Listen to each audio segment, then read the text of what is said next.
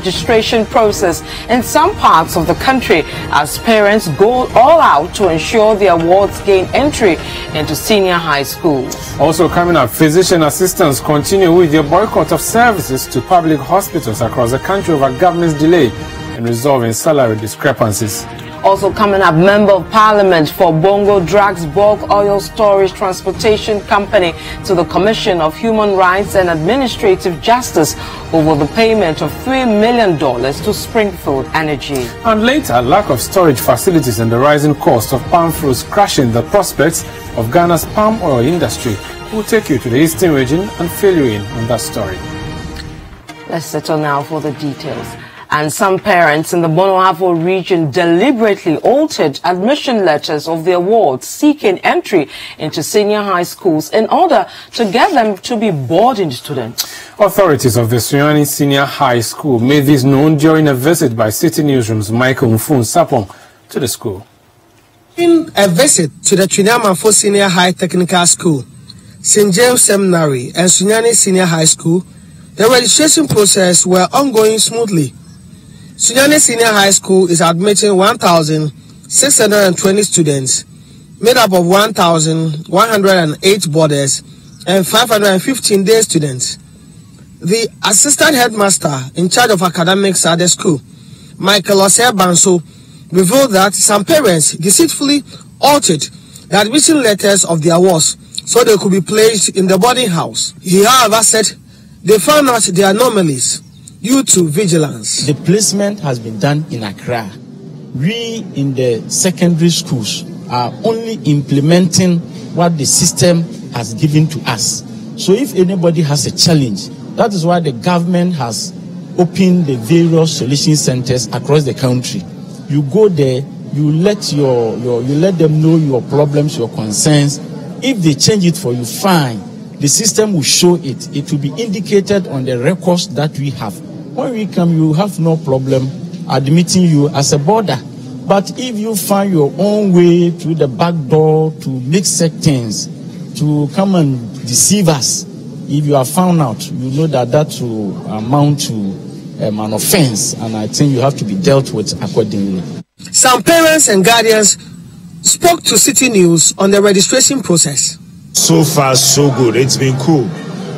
We came very early because we didn't want to have the challenge of messing up with a lot of people. So we just decided to come very early so that we'll be able to do everything in time and be able to find our way and then go and continue with our day's work. The enrollment, there is no money, no bribe, everything is working, and I think it is good. It is very good. There is no fear and panic here. Everything is working perfectly. We thank the government, we thank Nana and his team. They should also try and do it online ourselves so we can all sit in our homes and get access to the registration than join the queue. Like from even, for instance, like I have to go to school, but like I'll stop and been here to join the queue, and I came here around 6 o'clock in the morning, and like I'm still here. The Bono-Ahafo Regional Director of Education, Dr. Peter Tefua, who visited the school, also spoke to Citi News. I am told that the school has a very large capacity, that they can contain 1,000 students for every track. That means they need 2,000 students for to fill the boarding facility that they have, according to the coordinator. And if that is true, then of course we need to compile and convert some of the day students to boarders. But that cannot be done here. We need to seek approval from the Free SHS Secretariat, from the region to Accra. And then if that is done, the students can change their status. Apart from few challenges that some of the schools are encountering in the Bono-Ahafo region, where parents are changing the status, that's from day school to boarding school, the registration process is ongoing smoothly in the region. For Citi News, I am Michael Saponifum. Let's still stay with the double track system because the headmistress of the Suhum Islamic Girls Senior High School has expressed disappointment with authorities at the computerized school selection and placement system for converting the Islamic Girls School into a day school instead of its boarding status. For 800 first-year students placed by the computerized system under the free senior high school double track system to pursue various courses in the school were all given day option. This has left scores of parents from Yendi, Waliwali, Damongo, Tachiman, and other towns outside the region stranded as to how to get accommodation facilities for the awards. Interestingly, the headmistress of the school, Madam Sharifa Abubakar, tells Citi News the school has boarding facilities to accommodate over 1,500 fresh students under the new double-track system. I'm surprised they have turned my school into a day school. How can these girls be made day? Even when they are in the boarding houses, they go out. They are pregnant. Now that we are going to make it a day school, then the road is your face. They will all become pregnant. And I can take at least 1,500 students. I have enough accommodation that can host 1,500 girls. I've been given only 500. So I want the Director General and the free SHS to come to my aid and send the girls to me. They should send the girls to me. I'm ready for them. But today, the green track, they are here. They are taking their prospectus and then their admission letters. We are prepared for them, waiting for them. I need more girls. They should come to my aid. I need the girls. I have enough accommodation. I don't know what I'll use my dormitories for.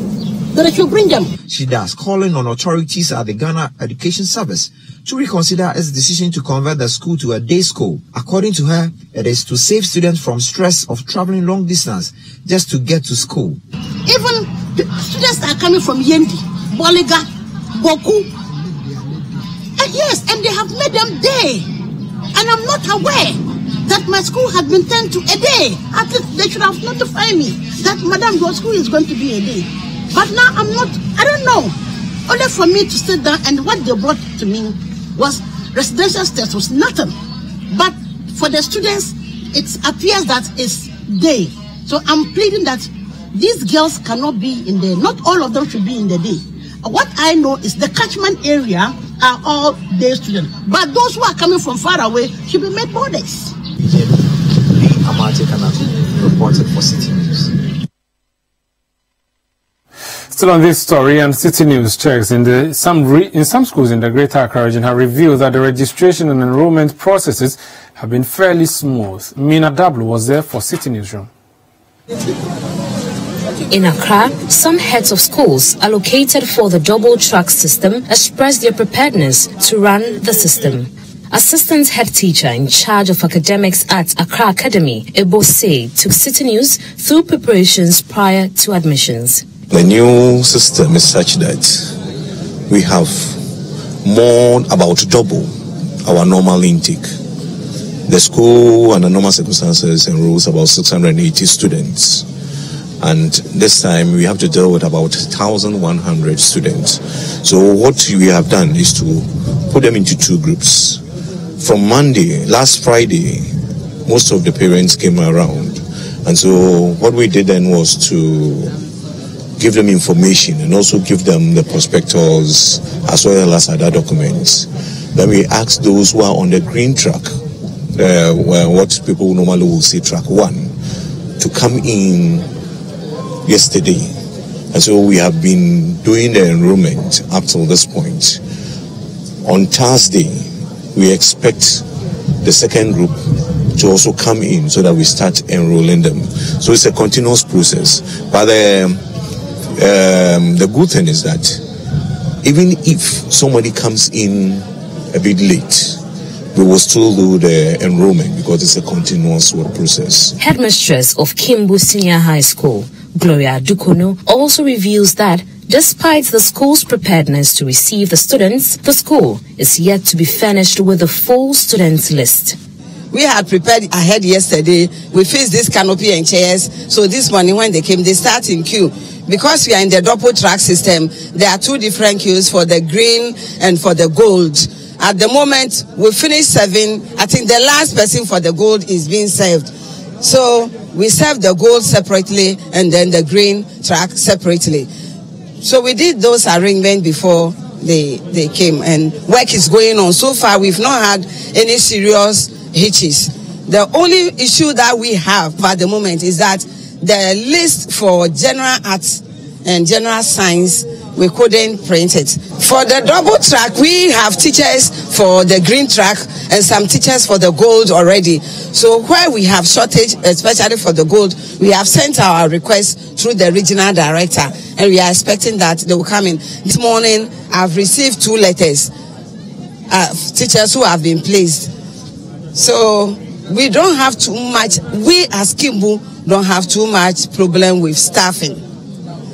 Maybe because we are in the center of the city, we don't have that challenge of staffing, but we will need we need just about 4 more to make up, and we've sent the request through the regional director of education. Some parents also shared with Citi News how the registration process has been so far. Well, I don't think it's been smooth though.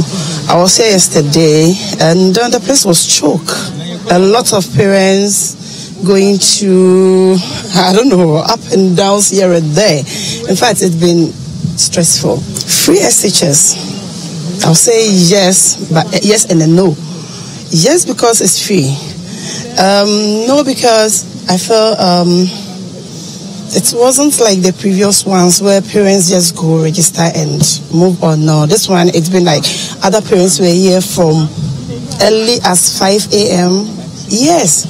And they couldn't go through. For me, per se, I have not encountered any difficulties. Though we know every beginning of something there are challenges, but for now, we haven't encountered any challenges yet. Some of us are finding it very difficult to understand what the double tracking system means. The only thing I can talk about the double tracking system is for the students to be in the house for almost getting closer to 2 months, 3 months. I wonder how some parents will cope with that with the kids. Because for instance, I'm a worker. You leave home and leave the child behind. What happens, you don't know. So it will be another burden, because we have to also engage another extra classes or teacher to be taking him through. That is, if you don't want the child to be gallivanting around. The process has been so smooth for us, but the difficulty that we are facing so far is you will be in the queue. Somebody will come run now and use protocol to enter. And we have asked those management to stop those things, because we all came from a far place and we all have a kiss that are coming to this school.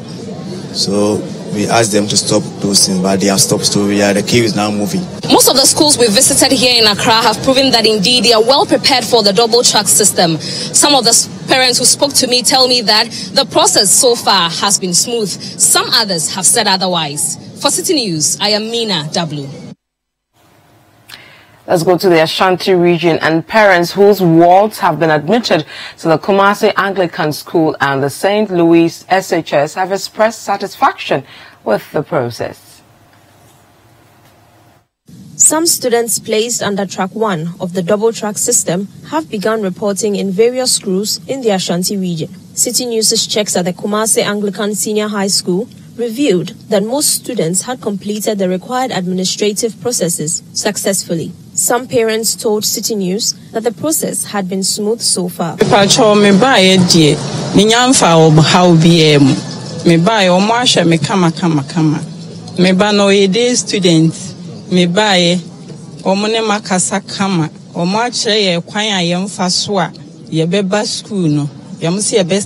demand day 17th September ya no mo best start enti nioma e was ye de ma akura ni bia o mo di ni nyina mame.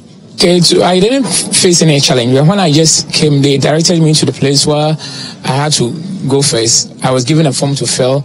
In less than 10 minutes, I've been able to finish it. I've been given a sheet to go and collect the items from the bookshop.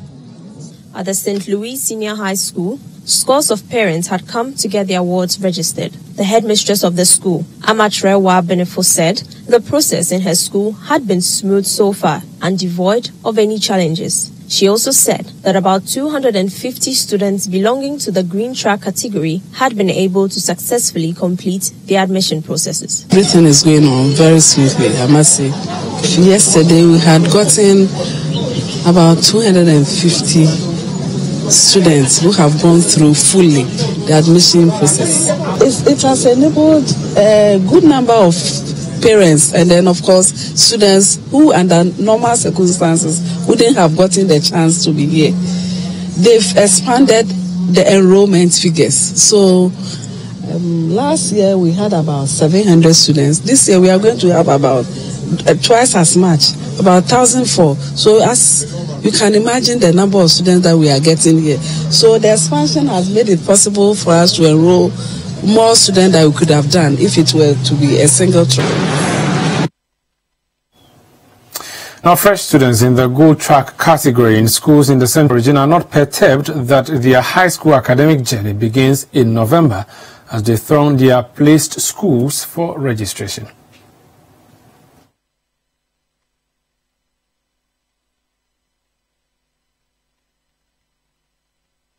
The prospective gold track students earlier today reported alongside their green track counterparts in the various schools to undertake their official registration and later report in November. But some of them who spoke to Citi News said they would rather use their waiting period to prepare themselves for the academic work ahead of them. They said they'll be organizing classes for those gold students. Yes, so I will see to it. I will attend the classes. For me, I was having a pre-teachers classes. So as I'm going to continue with it for, let's say, about a couple of months. Students and parents of the green track are also happy that the registration this year has not been as stressful as was reported last year. I brought my son to Fansipim. He got the green track, and we came here. Everything went smoothly. We are very grateful. I feel happy because due to my good raw score, I got a good house, everything. I got my science class and all that. So, and I'm also happy I didn't come to meet any maybe disappointment. Meanwhile, these parents think the period of registration and reporting is short. I think this year the only thing is worrying us is the rushing because the money is only 3 days for the children to come to school. So if you don't have money, we have to go and borrow money and then to buy the things and then bring it in the school. It should be at least 1 week.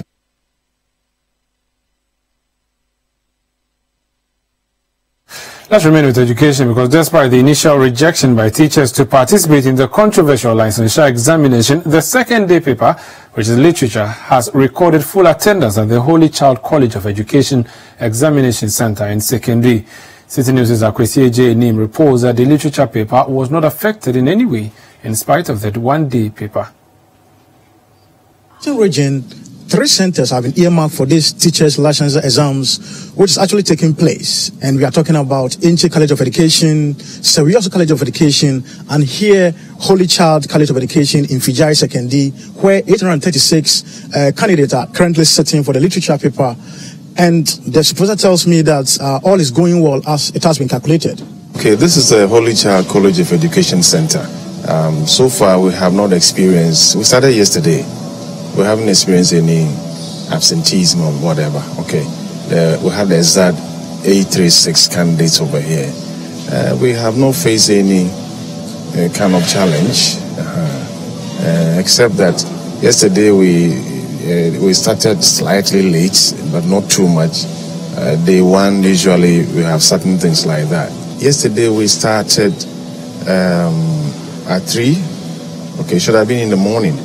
But, you know, it's a national exercise and all centers need to have the papers before we start at the same time to prevent any kind of leakages. Okay, so it delayed. The expectation of the supervisors here at the Holy Child Exam Center is that tomorrow, which is going to be the last day where the mathematics paper will be written, will also experience a calm exercise for the completion of these licensure exams for teachers.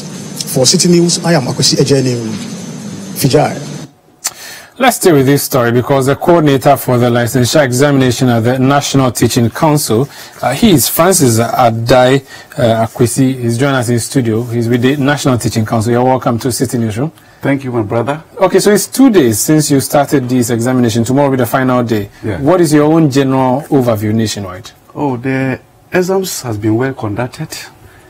Even though we had challenges yesterday, it was due to the high numbers of candidates, especially in Kumasi and in the Accra Center. We have to move candidates from one center to the other. So we have to extend the time for the examination to 2 p.m. to cater for every student candidate. And you also, you didn't anticipate this as an authority? Yes, in fact, they don't register on time. Yeah, so you don't let them write. So they've registered. So you cannot deny them for not writing. Did you not have a deadline for registration? It was Friday, but Friday they kept on registering. But that's why it's a computer system. You should have a time for, you know, the closure of registration. The deadline was 7th Friday, but still it was said that those who have purchased the e-voucher can still register. So you wanted more people to register. You wanted more money. Yes, not money, but you want more teachers in the system. I see. Yes. Okay, so that's the problem with yesterday. Yes. What other problems have you recorded today? Oh, so today it was started on time at 9 a.m. Questions were set and everything was smooth. There was a report about leakage of examination questions at the Art Teacher Training College or at that College of Education. Have you heard that? No. Do you think there could be leakages in the examination questions? In every examination, people think that there is leakage. But as NTC, we have not seen that. So if it is so, we will look at it later. I see. You haven't received any such reports? No, there is no report. And there are no possibilities of leakages? It is well protected. How well protected? Because WAEC, I believe, has a sophisticated system and they get their questions in the hands of candidates. You see, sometimes it's speculation. Somebody can just put some questions online, WhatsApp here and there, and candidates will think that it is the leakage. But to NTC, we are not experienced that if it happens, we shall address it. Well, you're still watching the Citi Newsroom. We are coming to you from Citi TV studios. I am Umaru Sanda Amado, and in studio, we are speaking to the gentleman who is in charge of coordinating the National Teaching Council. His name is Sir Francis Kwesi Ada, and he's explaining to us what issues that have been coming up since they started this examination yesterday. Mind you, everybody who has a qualification but has never practiced as a teacher who wants now to teach would be writing this examination, correct? Yes, please. And you think that this is a way to weed out people who are not fit to be in the system? Oh, no, you just want to professionalize the teaching profession. Was it not professional before yesterday? No, it is professional, but we want to meet international standards. So if you travel outside the country, you be expected to produce your licenses before you were allowed to teach. So previously we had poor standards that were boasting. No, it is not poor standards, but to meet international standards, you must have the license to practice. I see. Because lawyers have licenses, drivers have licenses, why not teachers? I see. There are issues about the examination papers themselves. We've heard that they were not properly arranged. Is that that one is, we had some cases, some few places where it was missed, but it can also be a strategy. So my question 1 can be your question 2. Yeah, but if you are the examiner and you have been told that question 1 carries 40 marks and question 2 carries so many marks and there's a marking scheme, if question 1 differs from candidate to candidate, that would be a problem. The chief examiners will cater for that. We know how the marking scheme has been structured. Are you not just making an excuse for your incompetence? No. You sure? Everything is perfect. I see. Yes. Okay, another issue. We're told that distribution was not done on time. Distribution of examination papers. That is why I'm saying that everything was distributed, but because you want the huge numbers of candidates to be accommodated well, that's why we extended the time yesterday. But today, it was at 9 a.m. But you see, tomorrow, it will be 9 a.m. But you see, because of these petty issues that you had, candidates who showed up for the examination yesterday, who waited and didn't have communication that you have rescheduled to 2 p.m., decided to leave, and they have failed to write the exams, and they will fail to get the certificate or the license that they require from you through no fault of theirs. We announced to them that the exams will be started at 2 p.m. When and how did you make this announcement? Because when we saw that the numbers were great in Kumasi and in Accra, we have to look for centers for them. Then we have to issue a communique. So you had a poor foresight? No, not a poor foresight, because your last registration was done on Friday. What time on Friday? Friday by 5 p.m. So between Friday 5 p.m. to Monday 9 a.m. as NTC, which is ensuring that people are licensed to be professionals, couldn't be professional by telling the candidates that, look, we think there's a challenge, don't come at 9 a.m., come at 2 p.m. No, we were rearranging, because in Accra, for instance, we have to move 1,200 candidates to Code Center, which is at Ashalabotwe from Accra Training College. So we need time to arrange the chairs, write index numbers, and do all these necessary. Even my basic school, your basic chairs are arranged, but there are not many. The day before, there are not many. It's a huge population for the school, and at the time, and you are chairs talking are about, arranged. Yeah, it's about 22,000 candidates. But you have taken money for them. You should be able to. That's why the place was arranged. But why do you delay in arranging? I mean, you clearly receive money for that purpose. How much were you charging? 200 plus cedis? It is 220 Ghana cedis. Times 20,000. 28,000. My mathematics is not good, but that's in the millions of old Ghana Yes, cedis. but we need to cater for them. So that's why yesterday in Kumasi, we have to look for centers, move chairs.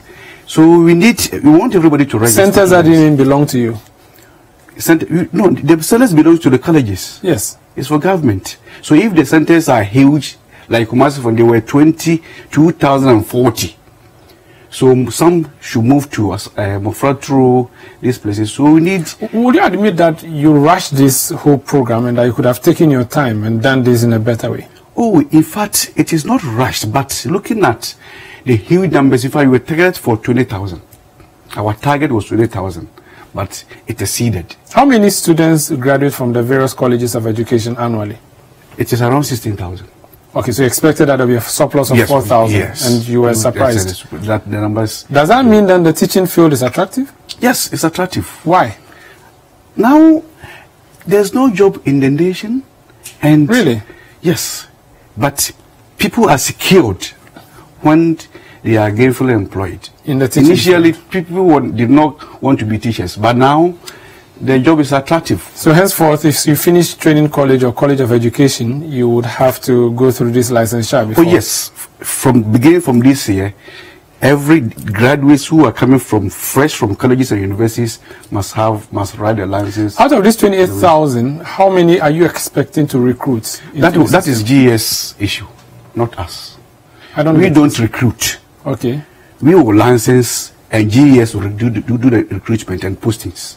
So it depends upon the government's budget. And last year, all those who graduated were recruited. So I think that this year they will be recruited. Those from colleges of education, they will be recruited. It's not the case that you have been given a marking scheme to make sure that you eliminate by rough tactics, by failing people because the government doesn't have enough money to pay nurses and now you're having to add teachers. You sure?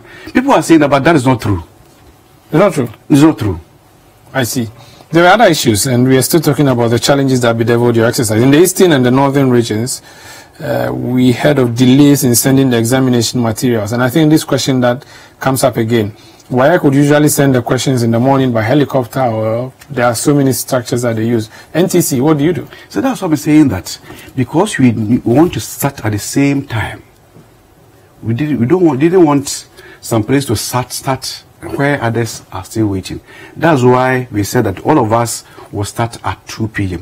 when we have moved candidates from centers to centers so that everything is set. Not that the materials did not get there on time. It was there. Oh, so you had the materials logged? Oh, it was there.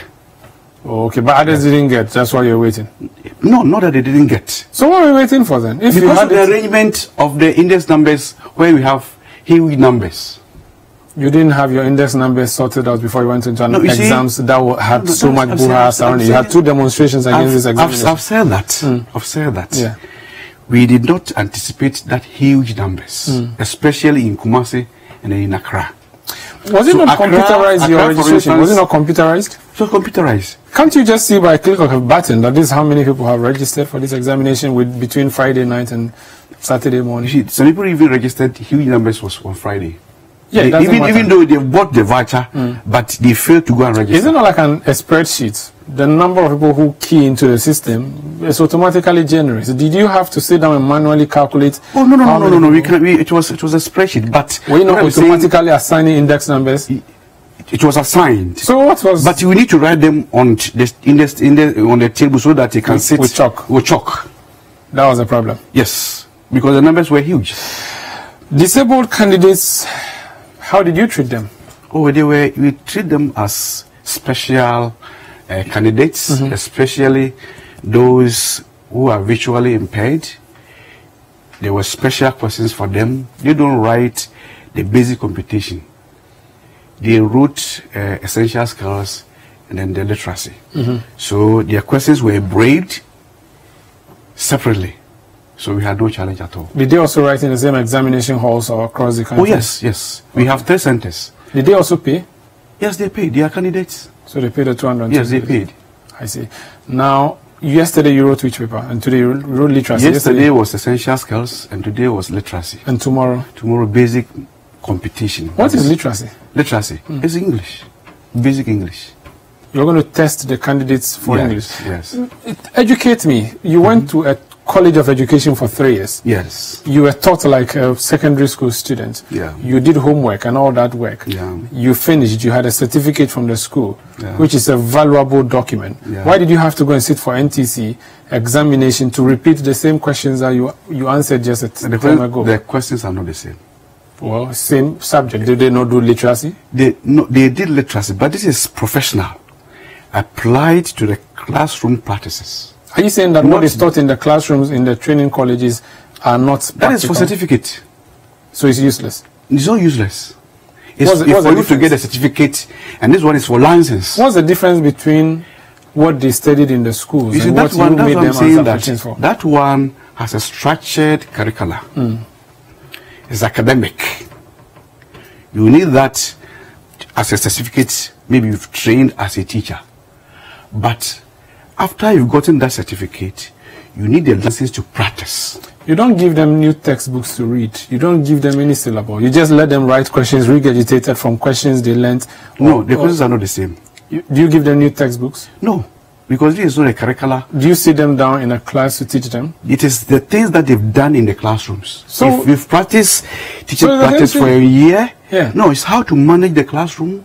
Did they not learn that in the school? Oh, they learned, but so you're just duplicating what is done in the... You want them to... Is it the case that NTC just thought we needed something to do? We're busy, we are bored. Let's get something to do. All right, let's organize examination for people who already written exam. But we want them to get the license. You just admitted here that whatever you've done to them is if somebody is trained as a driver, driver's mate, yes, he knows how to drive, isn't it? Yes. Why is it that when he goes to the DVLA, they test him and before they give the issue that why? Because his driver didn't give him a license. This is the first time he's getting a document. The colleges cannot give license. No, the colleges give documents. They give a certificate, not license. Yes, very relevant. And the law says that you must get the license before you can enter into any classroom. We have to end it here. We are implementing the law.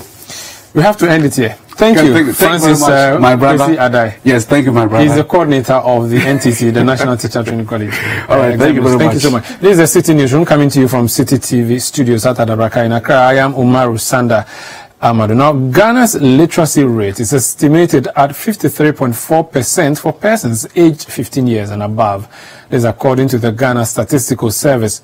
However, there are a large number of basic school pupils who were said to be unable to read or write in any language. In addressing the challenge, teachers across the country are expected to be able to help pupils acquire basic literacy skills. This is why the National Teaching Council, that's NTC, is assessing graduate teachers on literacy skills as part of its licensure examination.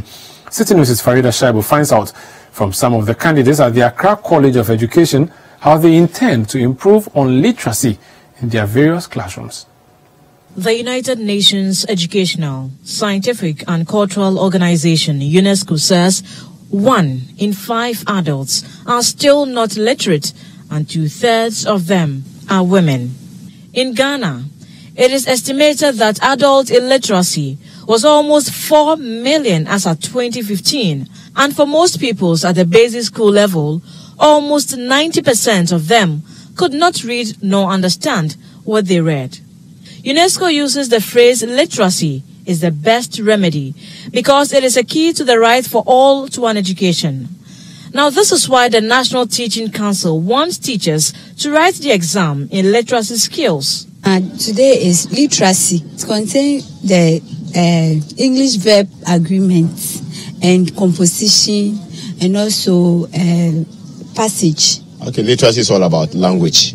And it's all about the English language, the fundamentals of the English language. Looking at the fact that we are supposed to write just some few questions on just literacy and qualify as a teacher, it is making it possible for us to know that, in fact, it is not setting the standard for us to receive the fact that after writing 30 questions of literacy and then adding some one essay to it, it makes us qualified. If only one has the fundamentals of the English language, it will start from the basic school. That is where the person had it. So if the person is not good, he is not good. A 2015 UNESCO report suggests that 781 million adults globally lack minimum literacy skills, and that is what these candidates wrote today. So we are going to find out exactly how they were able to write the paper and also how this will impact in their teaching when they go into the classrooms. If you go to a community where the language spoken is Ga, then you also have to use Ga. That's methodology. We have ways to improve learning. Sometimes you can use syllabic method to teach, to improve the learning, the reading skills of pupils who cannot read. We have a whole lot of methods. Use the L1, their own language.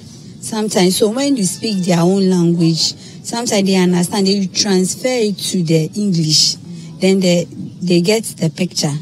But if you speak the English, they don't get it, because when they go home, they speak their language. And for instance, where I teach at Dodowa, they normally speak Dangbe. So me too, I speak Dangbe. So I normally use the Dangbe to start my lesson. After that, then I use the English. Looking at questions, for instance, that came today, you could see that most of them, they inquire from us that it should be a practical thing that we should have done. Now, I am a newly trained teacher. I have not practiced it on the field. But you are asking me questions related to things that I have practiced. Meaning that you are asking me, newly qualified teacher, going to a school to teach, faces a problem in this. Whilst I have not taught. So if I answer that question, it means it is a rote learning somewhere. That is what I'm applying still from the College of Education. It is not the practical aspect of it. On Wednesday, the entire exam comes to a close, and it will end with numeracy skills. All these candidates are hopeful of making the 50% pass mark to be able to obtain their license. For Citi News, from the Accra College of Education, my name is Farida Shaibu. You're still watching the Citi Newsroom on Citi TV, coming to you from our studios here at Tadabaka in Accra. I am Umaru Sanda Amadou. And I'm Vivian Kai Loco. When we come back, the Bulk Oil Storage and Transportation Company BOST has been dragged to the Commission for Human Rights and Administrative Justice charged by the Bolga Member of Parliament, Bongorada Member of Parliament, Isaac Bauer.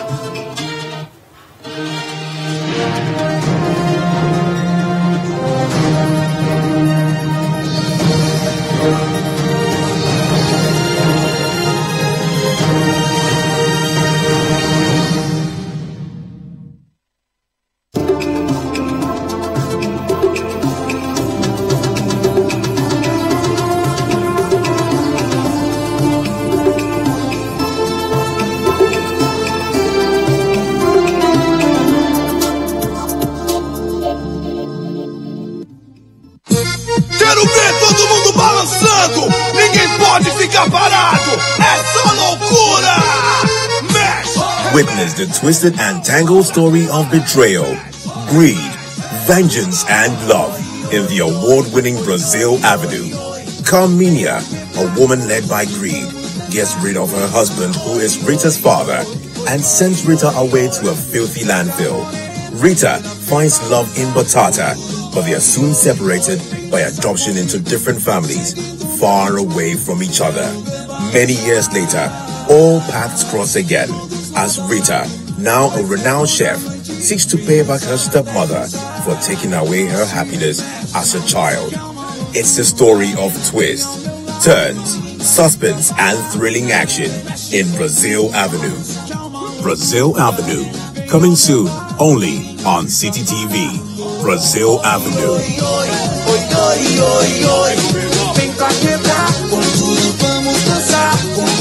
You're entering into the Breakfast Daily on Citi TV. Stoneboy says so. Keep it locked. Don't log off. We spice up your mornings with culturally enriched conversations, social interviews, and policy-oriented discussions that will keep you updated on the progress of the nation. And that is the reason I was making the point to him that I refrained from responding to this Joyce Bauer statement. Because if some citizens have accused President Mahama of diverting a certain amount of money, deal with that, deny him, and move on with your life. Join the Breakfast Daily team Monday through Fridays from 7:30 a.m. to 10. Let your voice be heard with the hashtag Breakfast Daily. Join us for breakfast daily, only on Citi TV.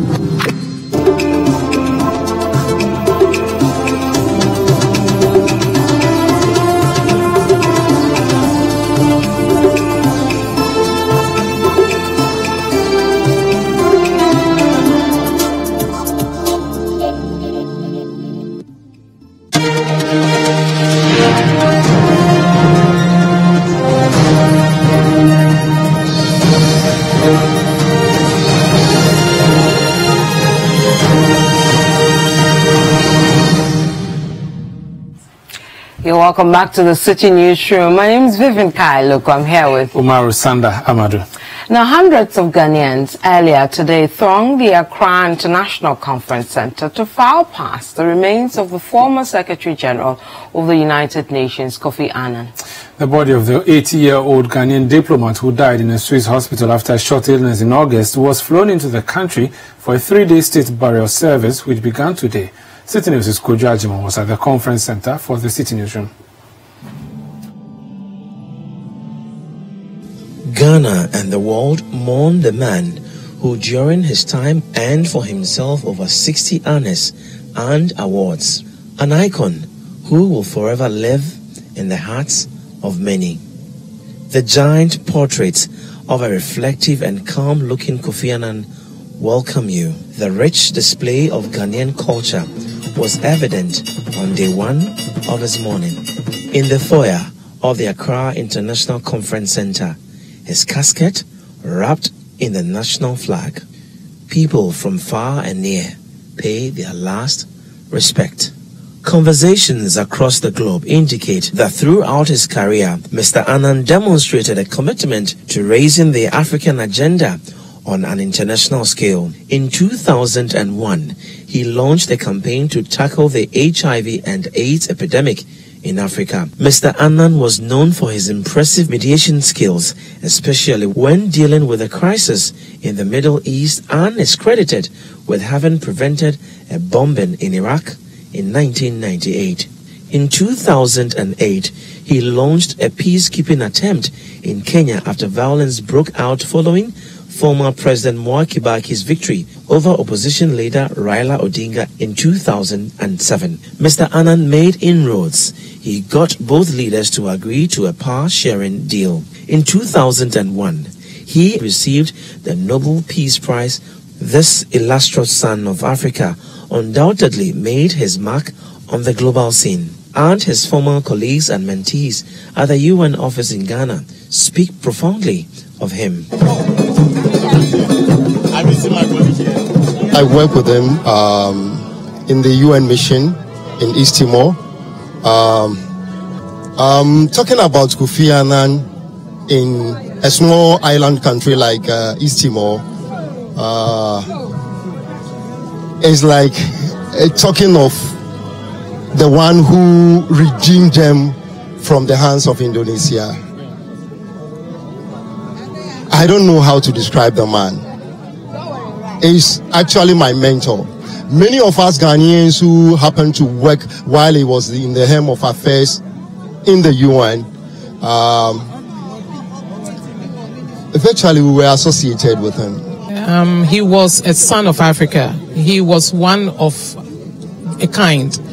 And his legacy of peace building, his legacy of human rights, promoting human rights, his legacy of promoting or ensuring development globally. I think that is something that we need to continue with. He was the one who brought up the Millennium Development Goals, the idea of the Millennium Development Goals, and now it is the Sustainable Development Goals. We are still going to champion that cause, I believe, globally. Friends and colleagues abroad present at today's ceremony carry good memories of this global icon. So besides the tremendous amount of work he has done to create peace and stability in the world, he has also been a champion for better nutrition and improved agriculture in Africa.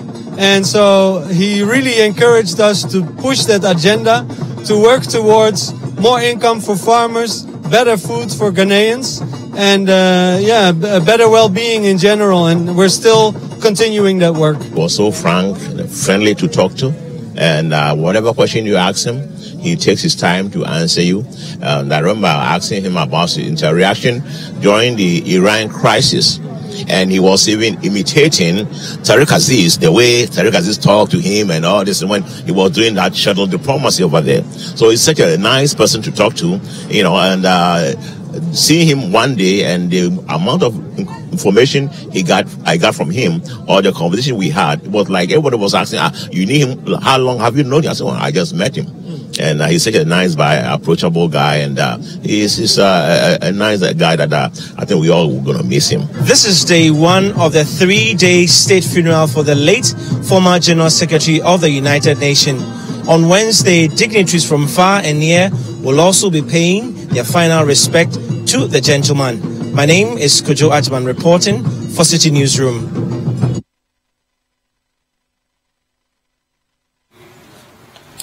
Now, the MP for Bongo, Edward Bauer, has petitioned the Commission of Human Rights and Administrative Justice, SRAJ, to investigate the events surrounding the bulk oil storage transportation company's payment of $3 million to Springfield Energy.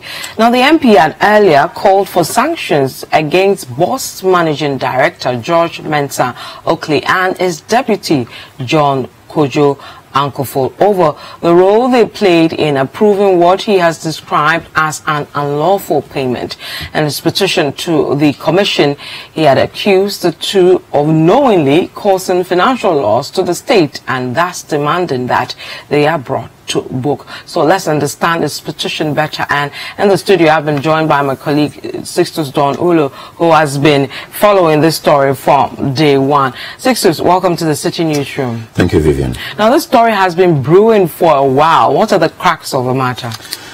Our story opens in 2013 when Spring Energy decided to contact Bost to store their oil for them. This is a normal practice in the line of the work that Bost does. If you don't have tank farms, you can contact them as a BDC. You can contact them for them to store for you at a fee. Now, Springfield Energy alleges that when they ask Bost to store their oil for them, some losses occasioned, and this Springfield Energy estimated to some 20,000, and this was way back in 2013. $20,000. $20,000. Okay. In excess, a little over $20,000. Now, Springfield wanted some payment made to them, and so they had to go to court to request that particular payment. And the payment was in threefold actually. They wanted the losses that had resulted or occasioned from the storage that they had contracted or contacted Bost for.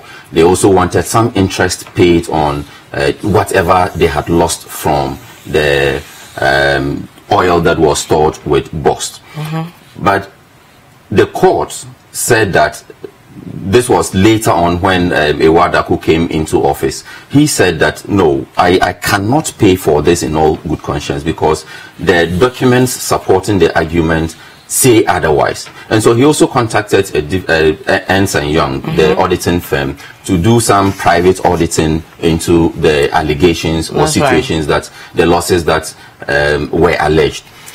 Ernst & Young did the audit, realized that no, this should have actually been somewhere within 11 It's actually 11 million, and 11 the million. actual figure from the beginning was $20 million. That was the claim they were making, over $20 million. Yes. Exactly. Right. So based on this particular figure, which figure was agreed upon by both BOST and then Springfield Energy, they agreed that yes, Ernst & Young got it right, and so that was the figure that should be paid, and this was agreed upon. So that figure was paid off by Ewadako when he was chief executive of BOST at the time.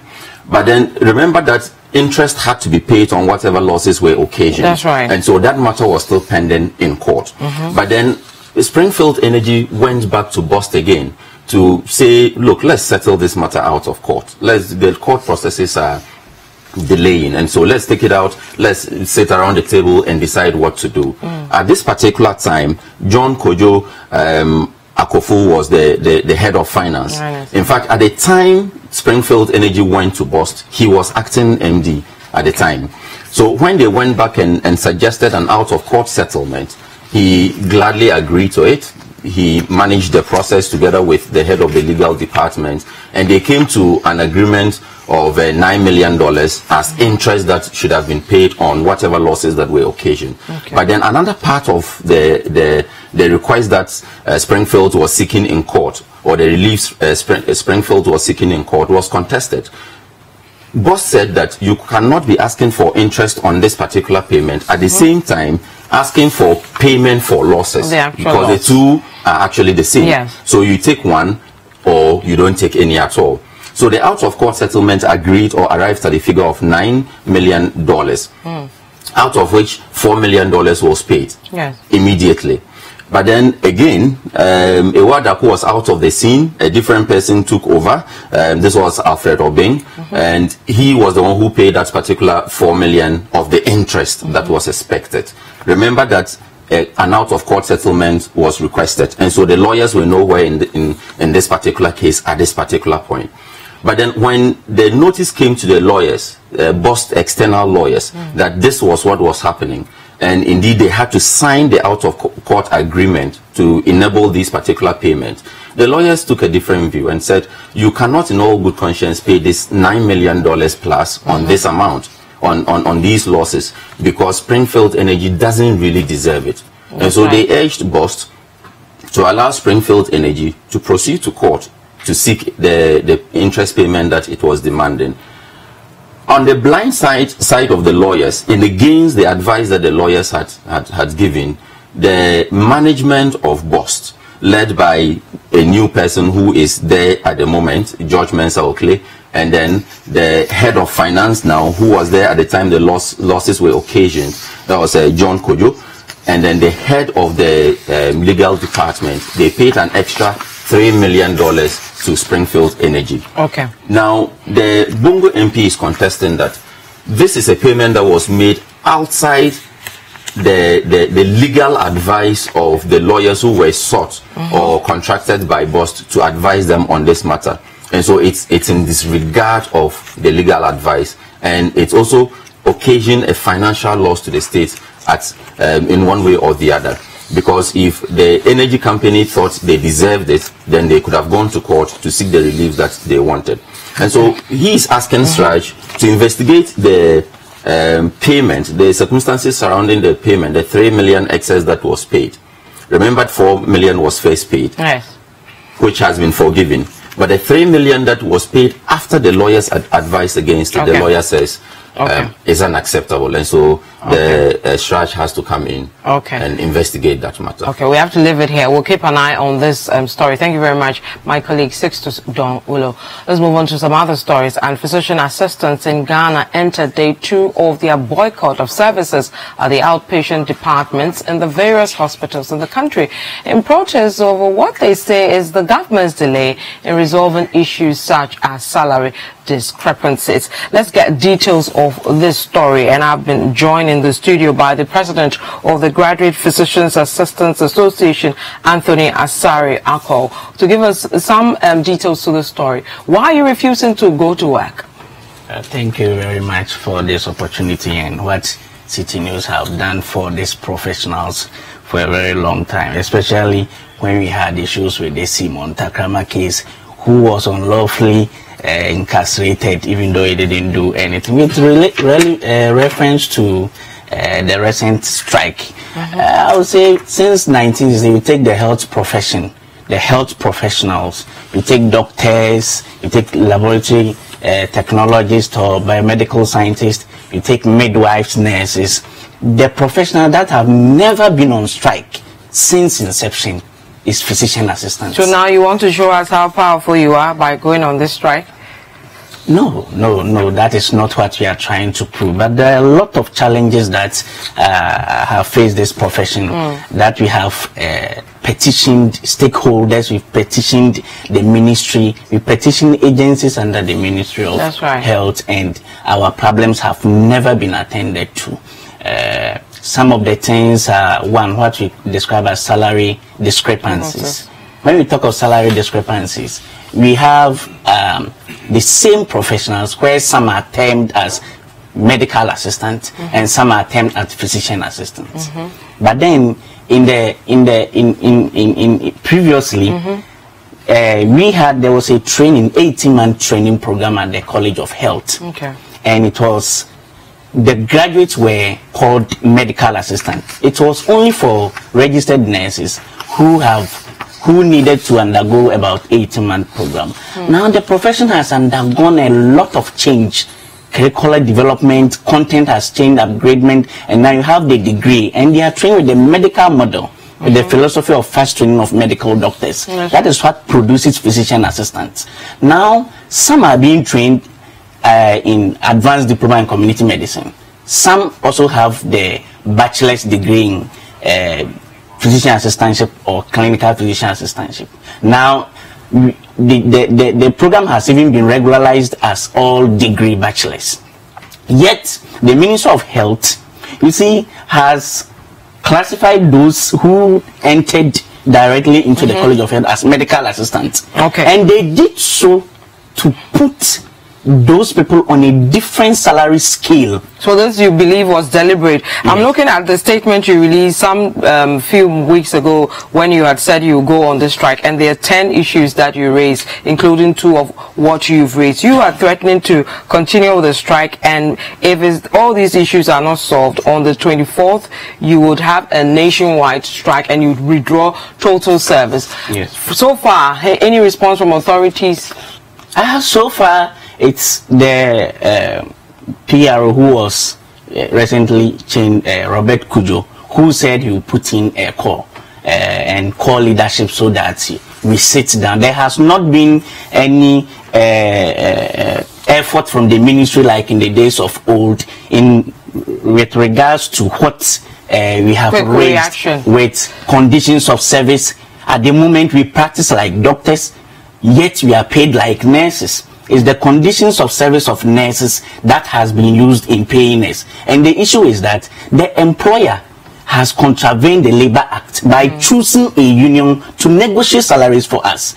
You, the employer, you are not in a position to choose a union to negotiate for the employee. But unfortunately, that is what is happening to us. If a nurse is even holding a PhD and a pharmacist holds a PhD, or any of the cadets holds, and a physician assistant with an advanced diploma in community medicine is still the leader in the center. Okay, Anthony, we'll come back to you later during the week and see how this goes, but we have to end it here. We've been speaking to Anthony Asare.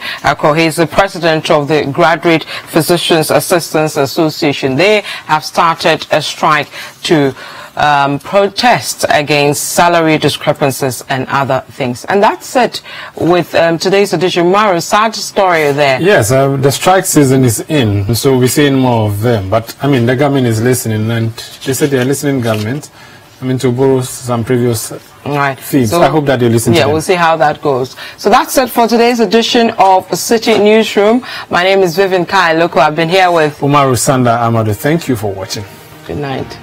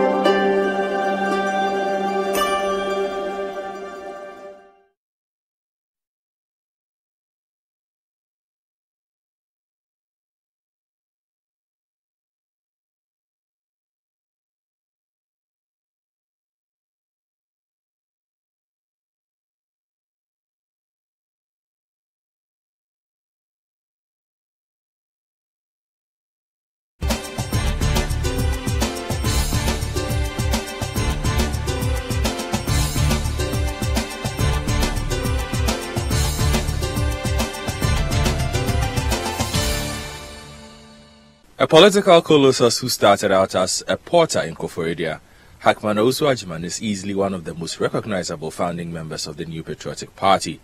In a career spanning 4 decades, he has risen from an economist with the United Nations to become foreign minister and now serves as the board chairman of Cocoa Board.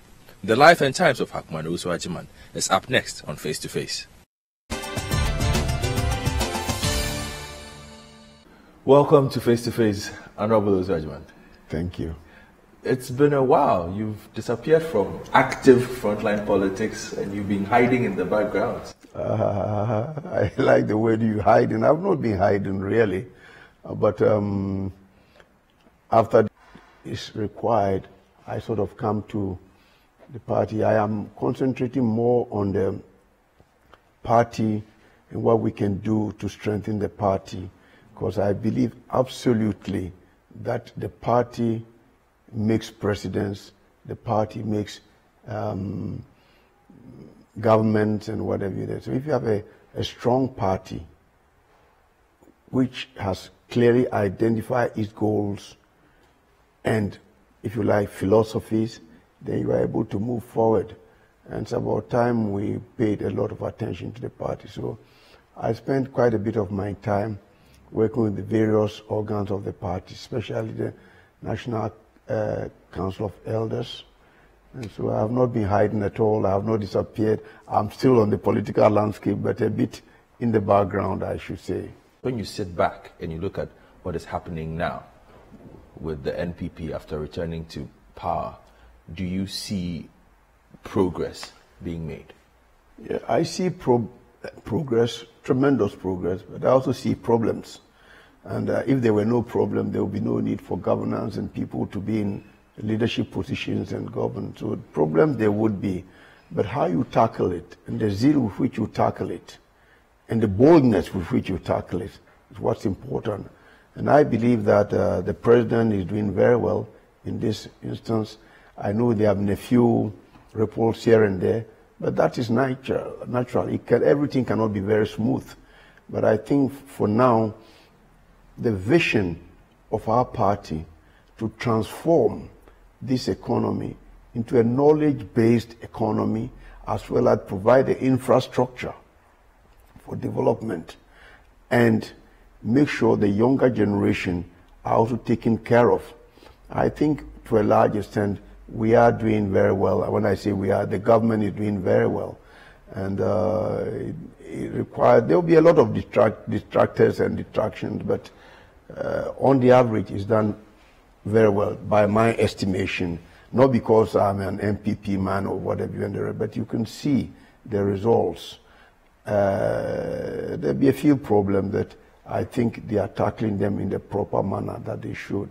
But if you look at most of the youth in your party, we've had incidents where they feel the party is perhaps not looking after them well enough, and this has led to pockets of problems. You've had the Kandahar boys seizing toilets here, you have this one seizing booths here, you have people driving hospital CEOs out of office because they feel they are not serving the party agenda.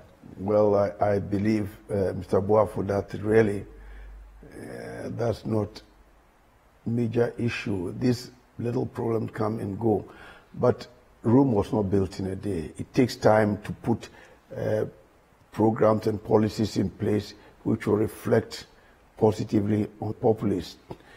We have teeming youngsters in Ghana who don't have jobs and whatever. Yesterday there was this nurses also complaining. It looks as if our programming and our planning has not been the best. So you have these nurses being trained and then not enough money or not enough establishment positions to take them on in. And that's why the younger generation sometimes feel that we should have done better and that they are impatient for change, they are impatient for jobs. You've been out of job for a long time, then quite obviously you want to quickly change the situation. And this is what is being done. But in all these things, because the economy was in such a bad state, and if you look at the facts, they show you how even the financial sector had problems. The problem of the financial sector was not created by NPP, it was created by NDC, by the government before. And trying to fix all these things means that you have to be careful. And it's not as if you just come in and within a matter of days or within a matter of months, you resolve it. If you take the instance of Cocoa Board, where I have the privilege of serving a little bit, ideally, they say you should have about 5,000 people. We have in excess of 9,000. You see, so, and we cannot say we are laying off these people. So we have to try and absorb them. Why not? It's costing you money. Well, it's money you don't have. We have to, if you can't say, you see, if you can accommodate it somehow, you have to break your back to accommodate it. And if you come and you start laying off people the way they are, then it creates problems. Now, what the problem that has arisen as a result of the collapse of some of the banks, quite a few people are out of job. But you know, when one person is out of job, there may have 4 or 5 people. The livelihoods are also compromised in a way. So really, we have to see, what we have to do is now re-engineer, retool the whole system to see whether those people that were taken, no human being is useless, no human being is useless, so we can use them elsewhere and make them productive to the sector and to the economy. And this is what is, and this business of realigning, retooling, making sure things that it's not the easiest. And people are also sometimes steeped in their own old ways, traditions. Oh, this is what should be done. But as Einstein said, if you continue to do what you are doing the same old way and expect different results, then you are insane. It's insanity. You see, so you want to change things, modus of doing things, and then hopefully lead to some positive development within the economy. But you see, as I said, the resources are not unlimited. And so therefore, the speed with which you move, even if you have to take loans and whatever, is not the same as the aspirations of the younger generation and of the Ghanaians on the whole would take. So it's not that easy. But I believe that if they bear with us for a while, we should be able to change a few things and make the Ghanaians more productive. It's been done elsewhere, and I'm sure it can be done here in Ghana too. Yeah, your party had a grand agenda, and some of these are quite lofty, and some of them have been put into motion. You've had the free SHS being one. You have planting for food and jobs. Let's take these two, especially planting for food and jobs. I'll get to that because of your agricultural background. But when you look at these two, free SHS, planting for food and jobs, do you think it was worth initiating and implementing the pace at which it is going, looking at the burden that's placed on the economy as well? It has to work, because even by the traditional economic theory, you move from agriculture, developing, going into industrialization, releasing labor, releasing land for the next phase into industrialization, whatever you and the rest. It cannot be the case that given all what the good Lord has given us, that we import so much rice, so much maize, and a few other things. So what Planting for Food and Jobs seeks to do is, one, to grow the food that's here so that the foreign exchange that we earn can be used in importing the technology that we don't have, and not use the money to import things that we can produce here. And then when you produce that, then of course, you plant for food, which is one of the basic necessities of life, so that the prices are within the range of the average person, and then subsequently the jobs. Make them more attractive, make the productivity and everything more attractive to the youth so they can work there. In the cocoa sector, for example, we're trying to, despite the dramatic fall in cocoa prices, we've maintained the price as for the past 2-3 years, so that the younger people see that there's some stability in that sector. So when you are planning, it's not like the vagaries of the weather or the vicissitudes of whatever you are doing, but you know that you can plan appropriately because you know what you would get. And I think planting for food and jobs, it is, I mean, I remember our government, Dr. Safwedu, if you've heard of him, was a young man. He became the Minister for Agriculture under Professor Buzia, and he started agriculture, and he made quite a lot of impact. Even Kutu Echampon, in his own way, made an impact in the agricultural sector. And there was a time that we were exporting maize and what, so we should be able to do that. And that means that the government will provide the environment for people to go into agriculture, seeds, fertilizers, equipment, whatever you, storage, and eventually some kind of stability in the market and not these up and downs. And then it should, so the planting for good food and job was a good initiative. It's a good initiative. It has to continue. We should not leave it there. No, it has to continue to its logical conclusion, whereby agriculture become a bit more attractive to younger folks.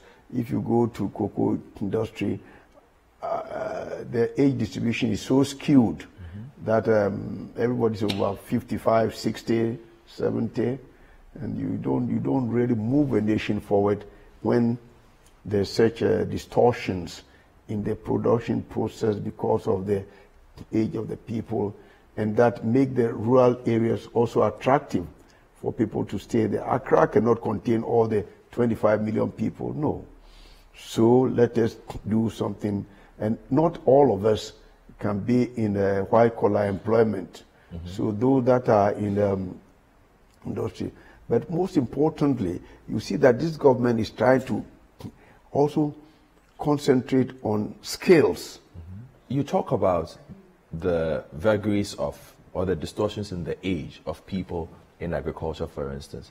How do we make agriculture interesting? Everybody says that. Every government that comes in says, agric is the backbone of this economy. We know that. But it looks like very few young people are interested in going into agric and staying there because they feel that it's not profitable, they feel that it's not worth their time, and they would rather spend the time doing other things that will perhaps bring them quicker profits or quicker results. How do you improve? How do you make this attractive? That's what I'm saying, that one, if you make the inputs available, first of all, tackle the issue of land. Land availability, the inputs, not only fertilizers and seeds, but also even water irrigation. And then when they harvest, then assured markets, storage, and all these things, and eventually transportation by improving the rural infrastructure to the cities. Now, if the remuneration is good, then quite obviously people would like to go into it. But if the remuneration is no good, then there's no point. Or if you produce and it cannot be taken off your hands because there's no processing, there's no storage facilities and whatever you, then the younger people will not go there. But that's what I'm saying. I said earlier that once you begin to make sure that agriculture is treated like a business, then you can get the younger people coming. There are people who would like to produce vegetables for overseas, export overseas, and for locally. Even the things like cut flowers, we can do good business in cut flowers. You've been to Kenya, you see how they make cut flowers, and every morning KLM or Kenya Airways fly these to Amsterdam and other places. These are not beyond us. These are not beyond us. Even if we have to do it by what do they call it now? Growing food under microclimate conditions. Like greenhousing. Greenhouse work, thank you. It was escaped before, but that's what greenhouses and things like that. We should be able to do it. We should be able to. Yesterday I was watching something on CNN, Tabasco, which is it's a pepper, basically. So if you grow pepper, why can't we do it? but already some of it has been done. But the rate, the pace, is what is disturbingly slow, and we should be able to move things that way. And I think that if the younger people are sure that whatever they produce will be taken off their hands and that the price will be remunerative, there will be a reasonable number of them who will be willing to go into this sort of thing. Yeah. All right, then. You're watching Face to Face on Citi TV. We are speaking to the board chair of the Cocoa Board, Honorable Hackman Oswajiman. When we return, we'll have a conversation about cocoa and what he plans to do about its struggles.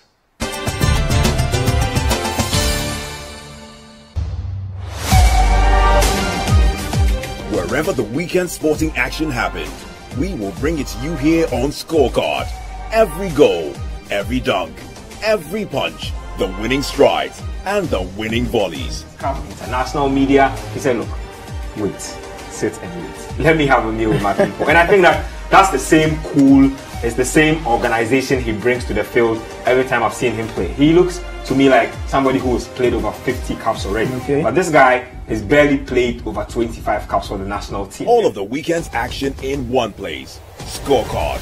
Every Sunday at 8 p.m. prompt on Citi TV.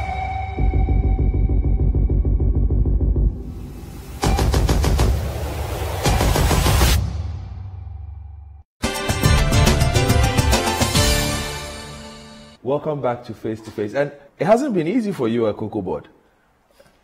You have been in the news almost every single month since you became board chair of Cocoa Board. There are those who say you are even more in the news than the CEO of Cocoa Board.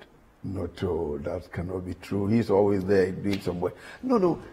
You see, people sometimes lose track of the fact that a board of directors headed by the chairman is supposed to help implement the vision and the programs of this thing. And at the end of the day, we are responsible for the running of the operation and reporting to the, if you like, those who own the business.